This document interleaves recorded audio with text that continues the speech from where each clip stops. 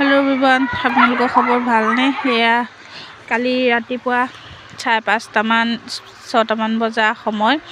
ৰাতিপুৱা সোনকালে গা পা ধুই মেলি ছোৱালীক স্কুল নিব লাগে বুলি বস্তু বনাই আছিলোঁ। টিফিন ৰেডি কৰিব লাগে, যিহেতু নিজেও খাই যাব লাগিব। ৰাতিপুৱাই যাওঁ 8টা বজাত, সেই বুলি ভাবি ৰুটি বনালোঁ, আলু ভাজিলোঁ।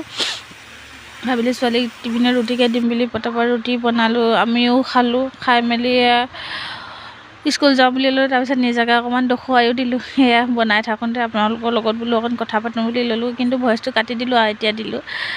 ৰুটি বনাই আছিলোঁ বুলি কৈছোঁ। তাৰপিছতে ছোৱালীক উঠাব লাগে জানেনে, তাই নুঠে একদম 7:30লৈকে চিঞৰ বাখৰ কৰি থাকিব লাগে। উঠিবলৈ সময় দেৰি হৈ গৈছেগৈ, কালি ইমান দেৰি হৈছে। এয়া চাওক, ঠেং ভৰি মেলি একদম পূৰা শুইছে। তাইক কৈছোঁ উঠা, তাই নুঠে। চিঞৰ বাখৰ কৰি উঠালোঁ, কিন্তু স্কুল গ'লোগৈ। উঠাৰ পিছত আকৌ অকণমান সময় বুকুৰ মাজত নোসোমোৱালৈকে তাইক শান্তিয়ে নালাগে। অকণমান কোচত ল'বই লাগিব, মোৰ বুকুখনত পৰি থাকিলে তাই শান্তিয়ে। তাৰপিছতে ভাতকেইটা খুৱাই মেলি লৈ স্কুললৈ উলিয়াই ল'লোঁ আৰু ইউনিফৰ্ম পিন্ধাই। তাৰপিছত তাইলৈ আকৌ টমেট' চচ লগাই ৰুটি ৰেডি কৰিলোঁ। তাই টমেট' চচহে খায়, জাম তাম এইবোৰ নাখায়, ইমান খাই ভাল নাপায়। তাৰপৰা স্কুলত গৈ স্কুল প্ৰাৰ্থনা কৰিলেই নহয়, গেট বন্ধ কৰিলে। গেটৰ মুখতে কণ্টিনিউ 15 মিনিটমান ৰখিছোঁ জানেনে।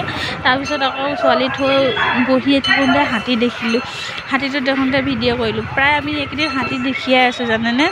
সদায় যায় হাতী এটা ভাবোঁ ভিডিঅ' কৰোঁ বুলি, কিন্তু নকৰোঁ আৰু সদায় কৰিবলৈ বেয়া লাগে নহয়। কালি তথাপি কৰিলোঁ। তাৰপিছত ছুটি দিয়াৰ পাছত খেলি আছিলে। তাৰপৰা ৰাতি অকণমান পঢ়াইছিলোঁ তাইক। সেয়া